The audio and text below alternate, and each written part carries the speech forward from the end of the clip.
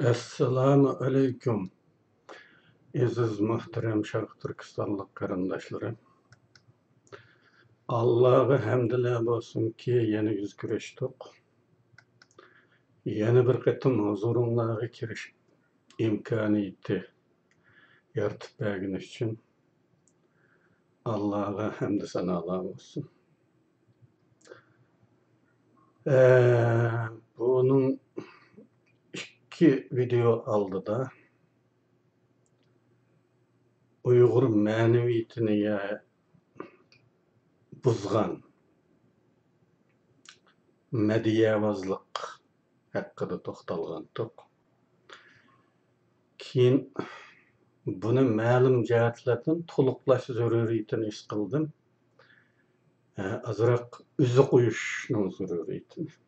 U uzini qo'yolmay aqaqidan ikki videoda boshqa mazmunlarni so'zlashga to'g'ri kelib qoldi. Bugünkisi mana shu uzi qo'yimiz degan videoning to'liqlamasi. Ko'rib turganinglardek temimiz millet maneviyetinin asasları nime? Qandaq barlıq keladi. Bu asaslar qandaq barlıq keladi yani. Bu mavzuni so'zlashdan burun o'tganda aşı videoda tilimiz xususidagi modaga aylangan sezgirligi eşib ketişdiki ana til qo'g'dug'chilar haqida ikki bayqishim bo'lganligini deb qo'ygandim. Ama bu bayqashlarning mazmunini demay, boshqalarning nima deydiganligiga qarab baqay deb kutdim. Hech narsa deyilmadi.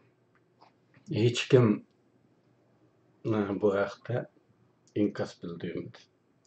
Hamda shu bayqashlarimni devitib, andin bugungi temaga kirishay. Bu tufaylidan uzr so'rayman vaqtinglarni olganim uchun.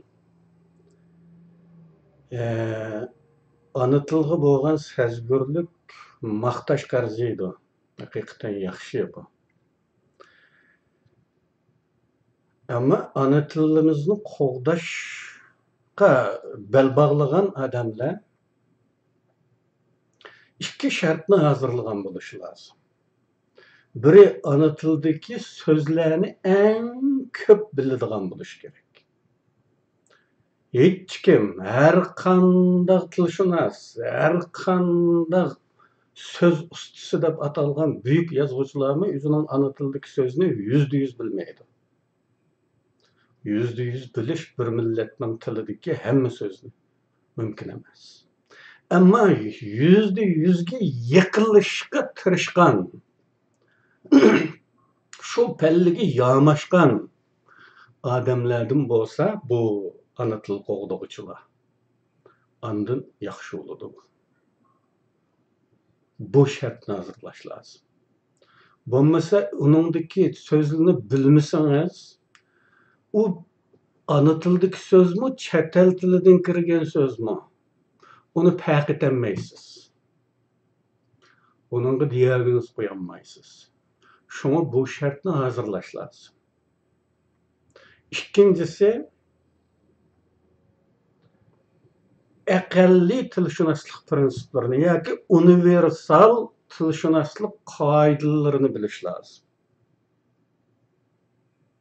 Bu qoida qanday qoida bu?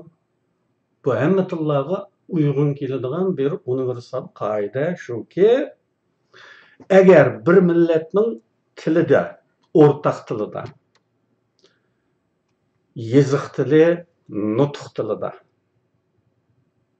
nashriyat tili yani, radio televiziyaning tili. Bu o'rtaq tilda ma'lum bir so'z yo'q. Bu söz yok olsa qanday qilish kerak deganga qarata hamma tillarda o'xshash bir qoida bor. O'rtaq til shu millatning tarixiy madaniyat markazi bo'lgan ma'lum rayonning shivasini asos qilgan holda bekitiladi. Mushuni o'rtaq til qilimizda bekitiladi. medeniyet merkezi olgan, tarixten medeniyet merkezi olap kelavatkan bir rayonning şivısini. Şunlaşqa onunda yok olap bilişi mümkün bazı sözler. O halda qanday qilamiz? O halda birinci başvurduğu yerimiz başka rayonlarning şivisi.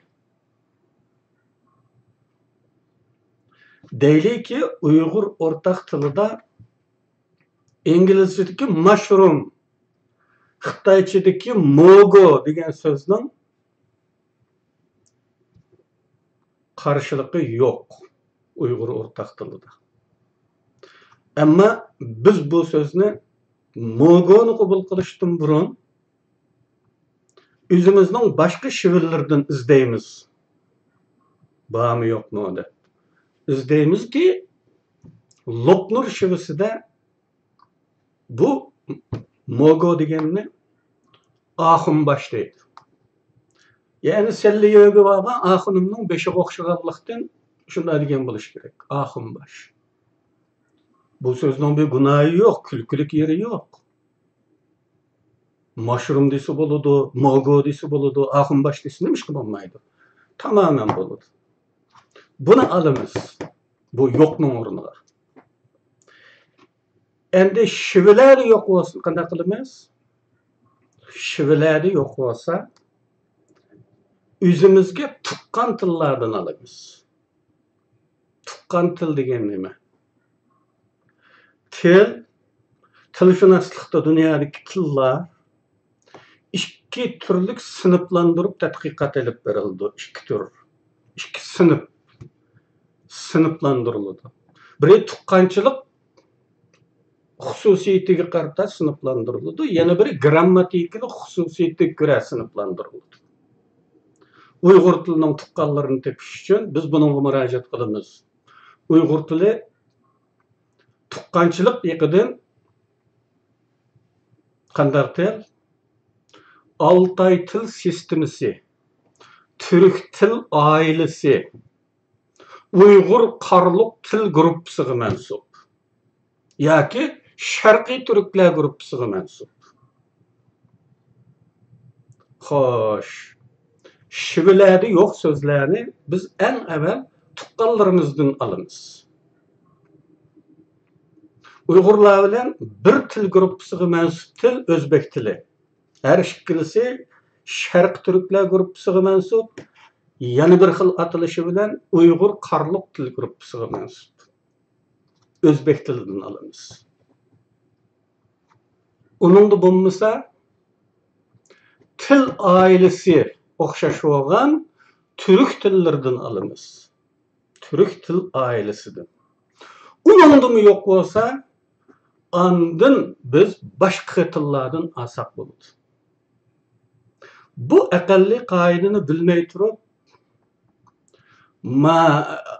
bel bağlagan ishni qiyg'ili bo'lmaydi. Ana til qo'g'duvchi qarindoshlarga maslahatim bu. Bu Türkçe degan bir sezgurlikka eşip ketish vaki. Türkçe olsun bo'ldi, Xitoycha bo'lish kerakmi? Zaten Türk tili, Uyg'ur tilimi bir ailega mansub. Shunday bo'lganligi uchun Türk til ailesidagi tillarning hammasining asası lug'at tarkibi o'xshash. Agar uningdan qochaman desak, hamma tashlab etsek bo'ladi. Butunlay o'xshash. Asası lug'at tarkibi, qo'shimcha lug'at tarkibi degan bir tilshunoslikdagi bir atalg'u bu. Asası lug'at tarkibi mangu o'zgarmaydigan qadimdan kelayotgan so'zlar. Asas lug'at tarkibi. Qo'shimcha lug'at tarkibi jamiyat taraqqiyotining o'zgarishiga ergishib, ijtimoiy almashtirishlarning, ya'ni boshqa millat bilan badikezlarning ko'payishiga ergishib, yangidan paydo bo'lgan shaylarning ismlari yangi so'zlar. Yani bizning farqimiz yangi so'zlarda. Asas lug'at tarkibimiz o'xshash. Agar uni bu turkcha ekan deb qochadigan bo'lsak, uni tozlaydigan bo'lsak, hamma so'zni tozlashga to'g'ri kelib qoladi. Endi til işiltiyotganlar, tilga alaqadar qarindoshlar his qiladi-ki, bizda ba'zida hatto bek odatdagi narsalarningmi atalg'usi yo'q, so'z yo'q. Turmuşda daim qo'llanishga tegishli so'zlarningmi bo'lmaganligi tufaylidan biz uni egib boshqa bir so'zlar bilan jumlalar bilan ifodelashga majbur bo'lamiz. Aslida bir so'z bilan ifodalanadigan hukm. Bunda hollarda bemalol holda turkchadan olsak bo'ladi. Turkcha yot emas. Bu tilshunoslikning prinsipiga ajoyib uyg'un keladi turkchadan olsak. Chunki zaten bizning asosli lug'at tarkibimiz o'xshash. Shunga bu nuqtada sezgurlik eshib ketgan qarindoshlar oldi bilan so'zni ko'p bilinglar. Uyg'ur tilidagi so'zni. Andın universal tilshunoslik qoidalari, imlo qoidalarini bilinglar. Universal, hammani ijbidan ijrosiga bilish kerak emas. Uningda tilshunos bo'lib chiqsak bo'ladi, hammayda. Endi bu imloga bek esilib oladigan yana ba'zi sezgur qarindoshlarimiz bor. İmlamı bizning Uyg'ur tili imlosi 50-yillardan boshlab 2000-yillargacha 4 qatim o'zgardi. Ba'zi millatlarning 1000 yildan ortiq tarixi bor, imlosi o'zgarish bo'lgan yo'q. Nima uchun yarim asrda 4 qatim o'zgardi? Boshqalar aralashdi buningga. Boshqa millatlar majbur qildi bizni ba'zi qoidalarga. Buning uchun chek to'xtamaganlikning sababi u. Nurg'un prinsipal asosida xato bo'lganligi uchun uning ustini tuzatgili olmadi. Yana tuzatsa ham chatoq. Hozirmi u qadar chatoq bor bu imloda. Uning uchun uni chatoq zodi nadiligini biladigan, imlo qoidasini to'liq biladigan va uningdagi chatoqni to'liq biladiganlar andin bu til qo'g'dash xizmatiga bel bog'lasa texmi muvaffaqiyatli bo'ladi. Mushu maslahatni berib qo'yishni zarur topdim.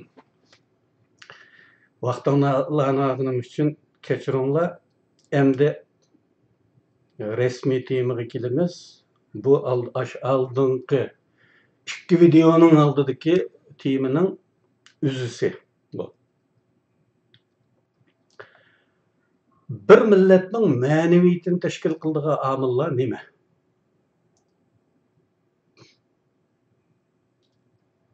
Buni o'ylab baqdingizmi? Biz nima uchun bu holga tushib qoldik? Bu savolni men Erkin Sidiq apandining videolarida mavzu sifatida ko'rdim. YouTube'da chiqib qolgan videolarning birisida ko'zim tushib qoldi. Ammo savolning javoblariga nimalar deganligini anglab baqmadim. Men bu yerda o'z nuqtai nazarim bo'yicha bu savolni javoblashga tirishaman. Balkim u Erkin Sidiq apandininkiga o'xshamaydigan bir nuqtadan chiqishim mumkin. İnsan ballarının tuncu ustazi ata-anası deyimiz. Şunaqı. Bolup mu anısı deyiladi. O halda Uygur analarının ahvali qandaq. Bu nuqtani o'ylaganimizda hammamiz cho'chib ketmay turolmaymiz. Chunki Uygur analarının ahvoli hammamizga ma'lum. Bu analarning tarbiyasida vatanparvarlik, milliy ruhga aloqador mazmunlarning bo'lishini tasavvur qilishga imkon yo'q. Mushundaq bir oilada yetilgan bolaning millatchilik, vatanparvarlik ruhining bo'lishini kutgili bo'lmaydi. Kutgili bo'lamdi? Bo'lmaydi. Uningdan boshqa burun bir qatim degandek yodimda bor. İnsan balasını terbiyeleş, faqatli quloqdan bo'lishimi bek ta'siri kuchli chora emas. Quloqdan. Yani nasihat öyle. Bir yerde bir tırnak içip şunu kıstırıp koyay. Devlet hakimiyetleri özünün puhralarına devlet kültürü dep atalgan, devletning asaslık ideologiyasi, devlet tarafından belgilengen bir çığırını qabul kıldırış. Yoki shu chig'irga selish uchun programma bo'yicha ish qiladi. Butun ma'rif bu ishga ishlaydi aslida. Davlat kulturini yeyish uchun ishlaydi. Butun ma'rif. Butun ideologiya sistemasi. Kino, televiziya, radio, gazet, jurnal, kitap. Bir davlatdagi hamma narsa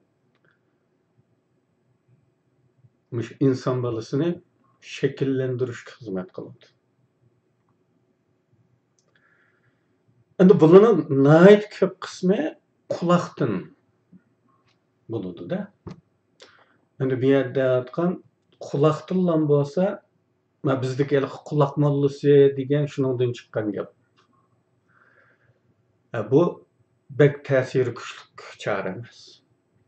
Shunga ko'z bilan ko'rish texim muhim.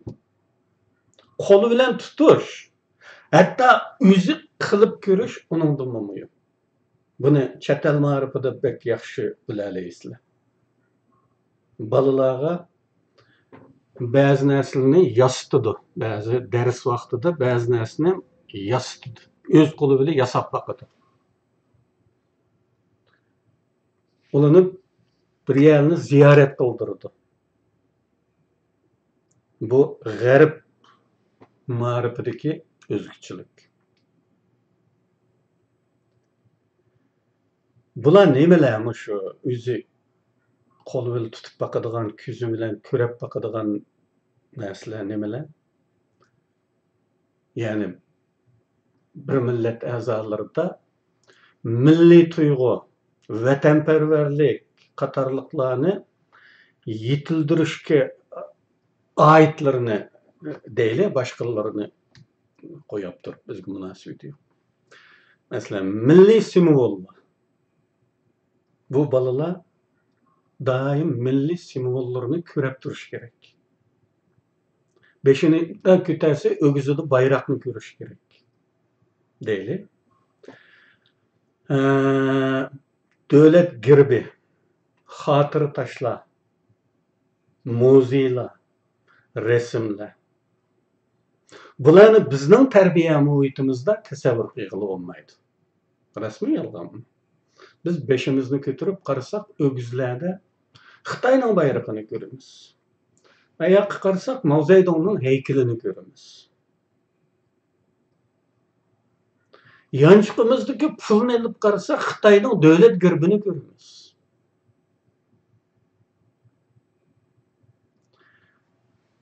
Viviskalarda Xitoyning xitini ko'ramiz.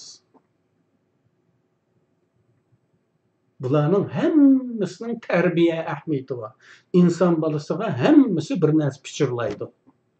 Hammasining subliminal mesaj beradigan xususiyati bor.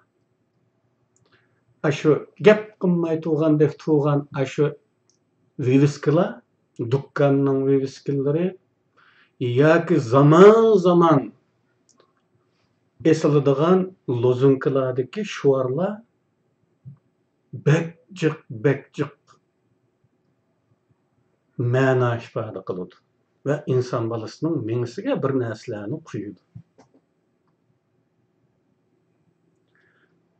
Bizning yetilgan muhitimiz qanday muhit? Mushu ko'rinadigan narsalarning va biz quloqdan anglaydiganlarning hammasi milliy ruhimizni sundirishga bag'ishlangan. Bizni milliy xususiyatlarimizdan ado-judo qilib xitoylashtirishga yaraydigan bir muhit. Milliy simvollarni ko'rib turish imkonimiz yo'q. Xotir tashlar muzeylar milliy emas. Masalan, xotir tashlar deganimizda qadimgi zamondan qolgan obidalar, qahramonlar xotir munori, milliy ozodlik tarixiga oid muzeylar, rasmlik hikoya kitoblar, qahramonlik haqidagi hikoya dastonlar. Mushlarning qaysisi bor bizning muhitimizda?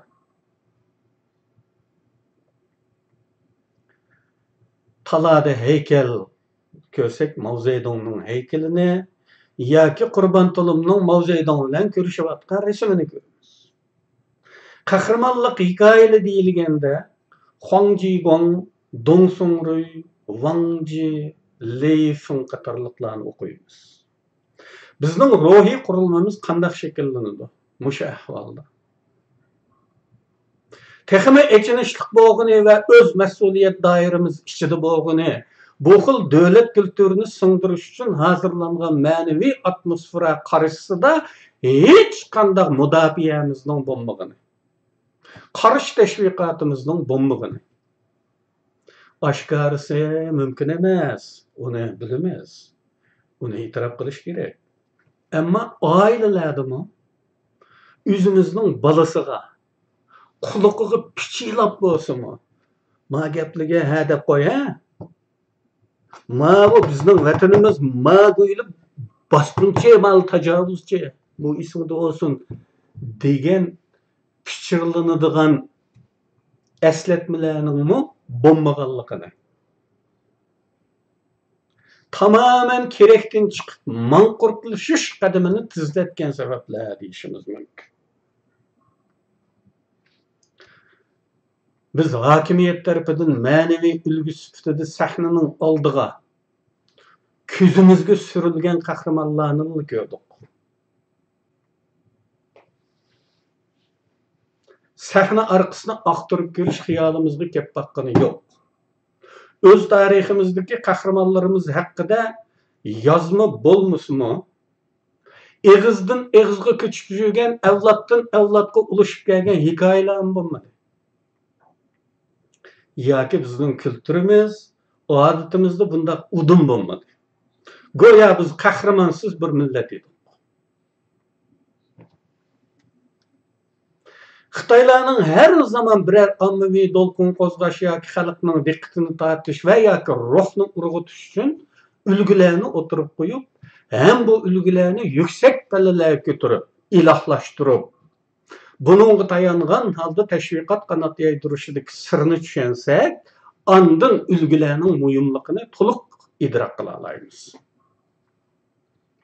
Chunki tashviqot birer jonliq ulguga tayansa ve bu ulguni şipi keltirib safarbarlik chaqiriqlari, ommaviy harakat qo'zg'atishlari elib berilsa, mavhum tashviqotlarga qaraganda ta'siri texmi zo'r ham unumli bo'lganligi burundan bilingan bir rejidir.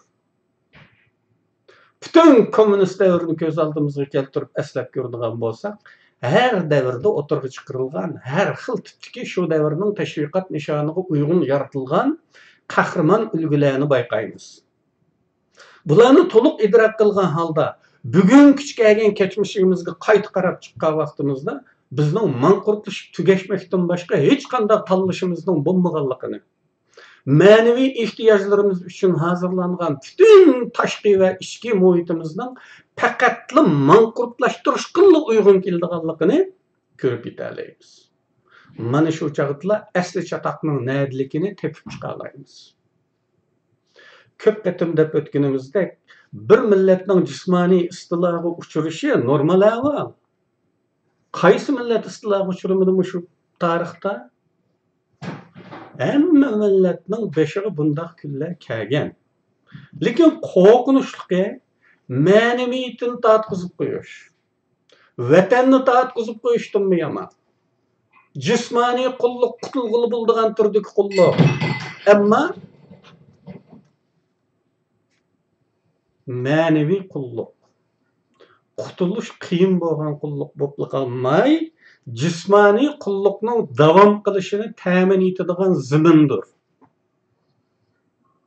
Bizning hozirgi zamon fanlaridagi oqida qilishimizni qo'yib turayli-da, bizdagi tarix qarashimi intayin ojiz bo'lib kelgan. Şunlaşta bizning o'z tarix manbalarimiz yo'q hisobda. Bo'lsa ikki tarixchi chiqqan tuzukroq. Molla Musa Sayrami, Muhammad Haydar Koragani. Tarihi Hamidiye ve Tarihi Reşidi. Mükemmelrak tarih. Şıkkılla. Tarihi Reşidi mi Farsça yazılgan. Bizning tilimizda yazılgan emas. Tariximiz üçün şunlaşqa. Tariximiz üçün haman Xitay mənbələrini asas qılımız. Ama Xitay mənbələri ilim dünyasında pek işençilik hesaplanmaydı. Çünkü Xitaylı yalğanla yazıldı. Fakat çaresizlikten şununla müracaat kılındı. Bugünkü bizde bilingen tarihçiler yok, ya ki barmak bilsen okuduk. Nemişkidir bizning xalqda şairlik bir xil psixik kasallik. Yani mastanilik derecesiga yetgan bo'lsa-mu, bir sindrom, şairlik sindromi. Tarixchilar bo'lmagan. Ne? İştening beşi o'z şair tökülü duyuş, tarixchi yo'q. Bugunmi bu ahvol bek o'zgarib ketmadi. Balkim bu gapimga ba'zilar misol bilan qarshi chiqishi mumkin. Mening demoqchi bo'lganim shoirlikka bo'lgan intilish soni bilan qiyoslanganda yo'q desam bo'larak. Bizning xiyolimizcha, balki, da mening farazim, bizning xiyolimizcha tarix go'yo arxeologiyalik qazilmalarda tepilmalarni tadqiq qilish orqali tarish kütük yoki taş oymalar sağıyıp ketgan ko'ni qog'ozlarni tadqiq qilib yoziladigan narsadek qiyin tuyulsa kerak. Ammo o'ylamaymizki, bugun erta uchun tarix hisoblanadi. Boshqa millatlarda o'zi yashayotgan davrdagi alohida ahvollarni yozib, xotir qoldirib turadigan odat şu devrinin meşhur kişilerinin tercümanını yazdığı adet var ki. Ama biz goya bunu tarih yazıvatkan, hesaplamaydıgan dekli kılımız. Molla Musa nimeni yazgan, üzü yaşavatkan, devrini yazgan. O devir ötkendiğin kin o tarih hesaplandı o. Bugünün vakaları yazılgan aşu kitaplar, ete nime de batılıdı? Tarih. 2009 yılı iyuldaki Ürümçi katliamı ro'y bergan aşı devirde. Ürümçide bo'lgan en az yüzlerce Uyg'ur şair ve edib borligini hammaylar bilamiz. Lekin aşıncha ola dahshatli bir katliamni yezib qo'yay deb bel bog'lagan birisi bormidi? Bek ishonmayman. Yozg'ichimi ketmaydi-ku uningga. Betaya ko'rgan, anglagan voqeani yozishga savatlam ketadi. Chet elga chiqqanlardan bir chet elga chiqish bir dolqin bo'ldi-ku 2009dan keyin aslida bunday ahvolda chet elga chiqish qiyin bo'lib ketish kerak edi, ammo darvozani ochib o'tgandek bir chiqish yuz berdi shu vaqtda. Umumiy bir qiziq tema.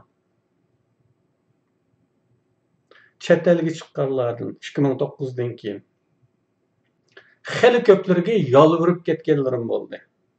Şu çağda köğellerini, anlığallarını tepsili yazıp bergen. Bu tarih unutulup ketmesin. Xitayning bu cinayet kömülüp kalmasın da. Neymiş kadar börükkende kaçıştı. Men yazayda vəd kıldıqanlar bulmadı. Hatta haliqi men gepleşkenler ikinci mana uçqış hatta qo'rqinchlikda. 2014 yılgacha vatan ichidagi torlarda bu vaqtda bek ko'p qitim ishoratlarda bo'ldim. Tor uçuk vaqtida vatan ichidagi torlarga yolg'on ismlarni kirib, mushu voqeani yezib qo'yish haqida ima ishoratlarni jiq qilib ketdim. Her qandaq alayda voqeaning atidan boshlab tarix bo'lib qoldiganligini, etrafinglarda bo'lganlarni xotirlab qo'ysanglar, kelgusi uchun qimmatli tarixiy manba bo'lib qoladi degandek shaklda bek ko'p xabar oldu. Şoğunusun muş kadar çoğun vakamı kalemkeşlerimiz tarafından hatırlanmagini afsuslanarlik olsa, avlodlarning ma'naviyatini hosil qilishdagi material bo'lgan tarixmi yo'q bo'ldi degan. Bu voqea haqida Xitoylar o'z uslubi bo'yicha cho'qim tafsiliy tarix yozib qoldi, albatta burmalangan yolg'onlar bilan. Bir zamonlar kelib bizning avlodlarimizga qahramonlar dushman, dushmanlar qahramon qilingan bu tarix o'qitilishimi cho'qim. Biz buningga ko'ndik emasmi? Qahramonlarni Xitoylar tasdiqlab berish kerak. Boshqalarni unutmaymiz. O'zimizda tarix yozish odati bo'lmag'achqa. Bir misolni deb beray, shuning bilan qandaqligimizni obdan bilib olaymiz. 1945-yili yoki 46-yil Aqsuda Sharq Turkiston Uchqunlar ittifoqi deydigan bir yer osti tashkilot qurilgan. Buni Qaynam o'rkishi nomli romandan qisman bilamiz. Bu tashkilotning qurg'uvchilaridan eng oxirgi a'zosigacha hammasi qo'lga ilinib, birsimi chalaqanmay 46-yili sentyabrda qatl qilindi. Bular qancha odam edi? Bulardan biz qanchisini bilamiz? Nima uchun? Nimshehid Damolla mush qatimliq qatl amga bag'ishlangan bir she'rida shunday yozgan. Davutov ham Bilal Aziz bir maslakdosh. Armon bilan katta 37 yo'ldosh. Bu yipuchidan shu qatim o'ldirilganlarning 37 odamligini bilamiz. Lekin ular kimlar? Ismlarini to'liq o'tirdi yo'q. Ular haqida xotirlarmi, aslimlarmi yo'q. Xalq orasida ularni xotirlayotganlarmi yo'q. Bolalarga ular haqida hikoyami so'zlanmaydi. Vafosizlik, nomussizlik bilan bularni tamoman unutdik. Buni albatta bek kuchimasdan bilalaymiz-ki, bu tashkilotning raisi Munirdin Xo'ja. Qurg'uvchi a'zolari Abdullah Ro'zi, Ortiq Abbas, Bilal Azizi. Qag'inini men aslayolmayman. Mana shular. Nimishki tashkilotning qurg'uvchilarini, g'olliq a'zolarini qahramonlik tizimimizda unutilib ketdik-da, eng oxirda qabul qilingan bir a'zoni xotirlayapmiz. Buni tushuntirib beraydiganlar bo'lsa, ko'pchilik anglab baqsa deyman. Yana bir nima deb qo'yay, bir misol deb qo'yadi. Deb hisoblayman. Yana bir nima deb qo'yay. 1937-yili 5-oyning 29-kuni shanba kechasi Qashqar Yavaq turmisining ko'ydirilganligini bilasizlar. Ko'p o'qiydigan bo'lg'achqa bilasizlar buni. Taxminlarda shu qatimqi voqeada 300 dan ortiq odam o'lgan. Bu 300 odamning ichida qanchalig'i munavvar yigitlar bor edi? Mening az kam 10 yil material to'plab andan yozgan tarixiy romanim Bayavandagi Gulxonda Mantli apandiga yondab Yusuf Ziya degan bir odam tilga olindi. Boshqalarini hech kim bilmaydi. Turmada o't qo'yganlar, bu turmaga o't qo'yganlar Yangishaga chekinayotgan 4-chilar edi. 4-chilar. Xalqimizning ichida dahshat soladigan, kichik bola yig'lasa 4-chi kelyapti deb qo'rqitib yig'isini to'xtatadigan 4-chilar. Kim edi bu 4-chilar? Ya'ni shu biz biladigan Issiqbek Mononov qo'mondonligidagi Sovet ittifoqi qizlarmisi 4-diviziyasiga tabi otliq bo'lib polkovniki Issiqbek. Bu 4-chilar Sovet qizlarmisining 4-diviziyasi edi va bu Yavaq turmisiga o't qo'yganning 5-i Issiqbek Mononovdi. 4-diviziyaga tabi otliq polkning polkovniki. Demek bir millat ma'naviyatini tashkil qilish kerak bo'lgan qahramonlik dastonlari, hikoyalari bizda yo'q. Bundaq desak ko'pchilik biladigan bir necha ismni deb oldimda to'sishi mumkin. Bilaman. Ularni men bilaman. Lekin bir millatning hamma qahramoni faqat shularmi? Echinishlik emasmi? Go'yo biz hech qachon o'z ozodlik uchun kurash qilib boqmagandeklar. Aşında bir klimat yaratılgan ki Xitaylarning azat qilganligiga to'liq ishongan holda avlodlar yetishdi. Chunki deb o'tganimdek shoirlarimiz, bu shoirlarimiz deyishim, yozuvchilar qo'shunimiz bek kech yetishdi. Hatto madaniyat inqilobidan keyin barliq keldi desak bo'ladi. Uning oldidagisi butunlay shoir edi. Mustamlika hayotini ozodlik sifatida madiylayotgachqa shoirlarimiz mustamlika hayotini ozodlik sifatida madiylayotgachqa bizning o'qimagan xalqimiz o'z ichidan chiqqan bilarmanlarning deganiga ishonmay nega boradi? Belkim deyilishi mumkin. She'rni hamma odam o'qimda, hamma odam tushunamda. Uning bilan laynda ketamda. To'g'ri. Lekin bu ajoyib she'rlarning naqsh qilib aytilganlari ozmi? Naqshini anglashga saviyaga yetmaydi emasmi? Qul edik, gul qildi bizni, baxtiyor bu davrimiz. Deydigan naqshlar ozmidi? Hem deyilishi mumkin. Ular haqiqiy hissiyotini yozolmaydi. Yani ularmı bizlardeklar yalqulluq vatansuyarlardan, millatning qayg'usini qildigan o't yuraklardan edi de, amma yozolmaydi. Bunmi yolg'on? Tutmaydigan gaplar. Chunki yezish xalq maydonida shirani qo'yib o'tirib olib, jamoatning ko'z oldida bo'ladigan faoliyat emas. O'zining uyida bo'ladigan ish.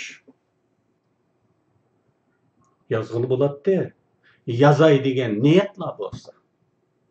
Faqat e'lon qilg'ili bo'lmaydi.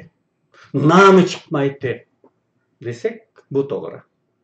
E'lon qilish shunchalik muhimmi? Bumi niyatga bog'liq bir ish. Nom chiqarish sharafsizlik qilib bo'lsinmi? Azroq qalam haqqiga erishishdan kechalasa bo'ladigan ish. Hech kim zo'rlamaydi. To'g'ri narsalar yozilsalar, hamon bir kuni e'lon qilishning fursatini keladi. Hayot deganda. Doim o'xshash olmaydi emasmi? Masalan, Sovet ittifoqi davridagi mashhur rus shoiri va yozuvchisi Boris Pasternakning Doktor Zhivago degan romani Oktyabr inqilobini tamoman inkor qiladi. Tamamen kereksizdi, xato bo'lgan degan ma'noda. Sovet ittifoqida e'lon qilinishi mumkin emasdi. Qo'lyozmani chet elga chiqarib o'tgan. Chet elda nashr qilingan. Cho'ng dag'duq qo'zg'agan, nurg'un tillarga tarjima qilingan. Shu qatorda Xitoy tiliga tarjima qilingan. Men Xitoychasini o'qigan, chet elga chiqqandan keyin inglizcasini yana bir qatam o'qidim. YouTube'da kinosim var. Amerika'nın kino studiyaları tarafından işlengen iki xil kinosu var. Doktor Zhivago deb yazsanlar chiqadi. Gerçi kinosu kitapdek o kadar dahshat bo'lmasimi.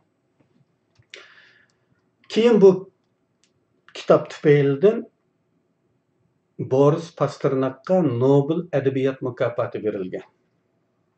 Pasternak Sovet doiralaridan qo'rqib mukofotni olishni rad qilgan. Bunday misollar birli Pasternak emas. Balkim Uyg'ur adablaridan yoshirin asar yozganlar, yozayotganlar bordir.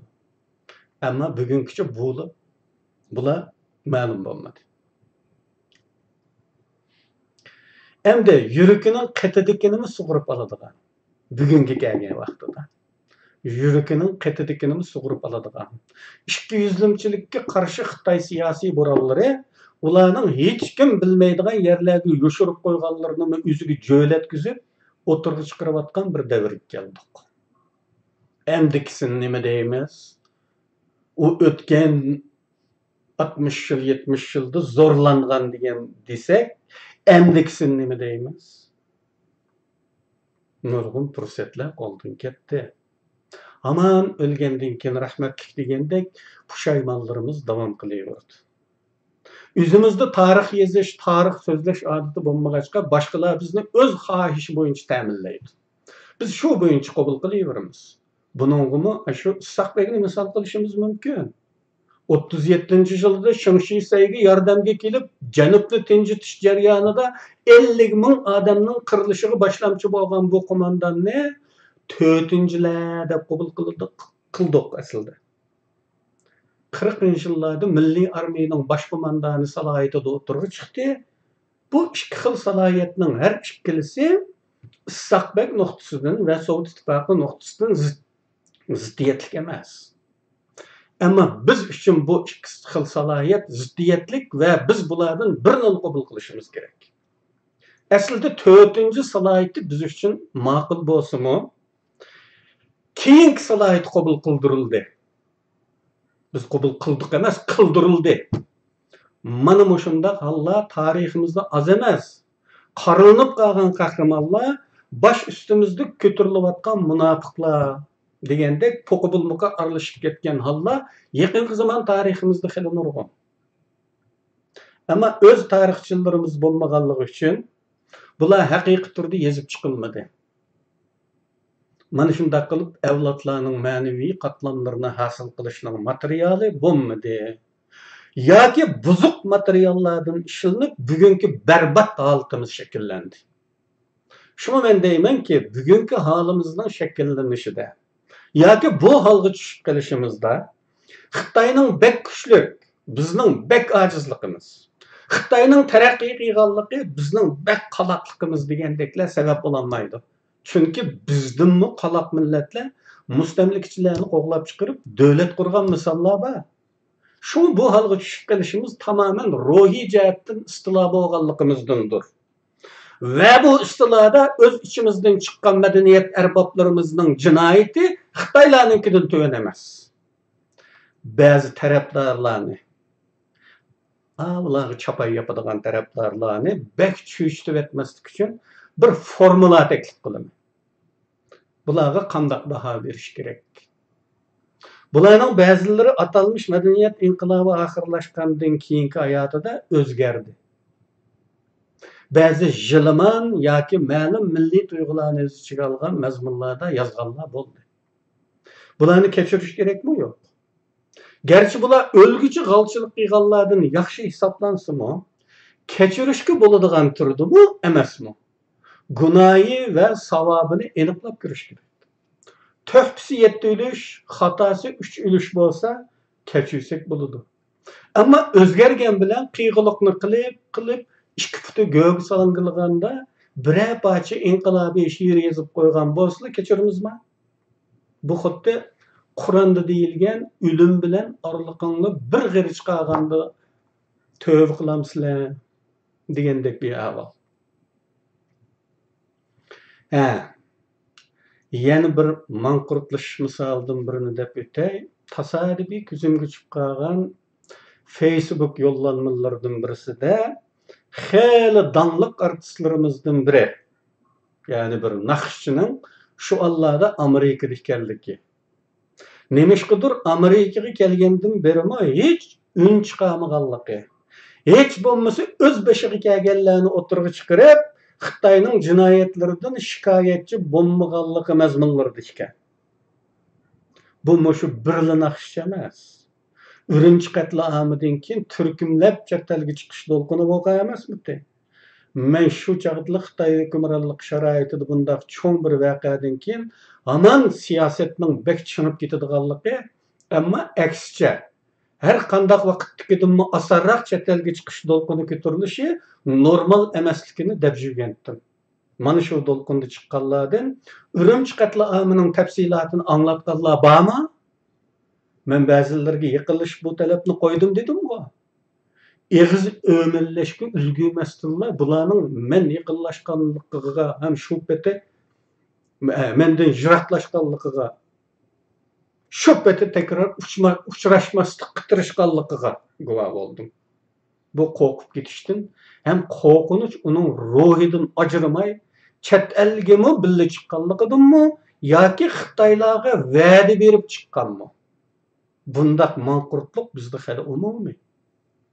Yana asl temaga tatbiqlaydigan chig'imizda shuni ko'ramizki, bundaq manqurtlashish bir kunda yoki birli voqea tufayli bir qatımlıq qoqub ketishdan barlıq kelmeydi. Belki üsüp yetilgen manevi atmosferanın şununla layık oluşudan, şəxsni qorşap turgan umumi muhitning şununla baklıqıdan boludu. Zimin bolmasa, mahsulat qayerda üsüdü?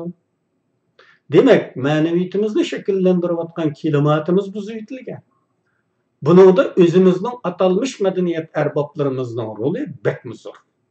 Ular tariximizdeki cinayetçilerdir. Milli tariximizdeki en çok milli münafıklardır. Ularni kötürüp tuğunu, ularni meşhur kılıp tonutqını aq direk Xitay hakimiyetiydi. Xitay hakimiyeti şaraiti turup ularning abdibeşirisini eçiş, milli meydan noktasından tanqidlash mümkün emas.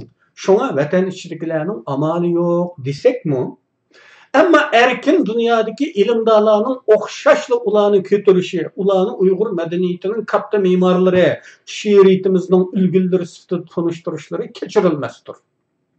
Ular bunu bilmezlikten kılavutamdı, ya ki münafıklıktan mı? Bular kişini oylandırdı.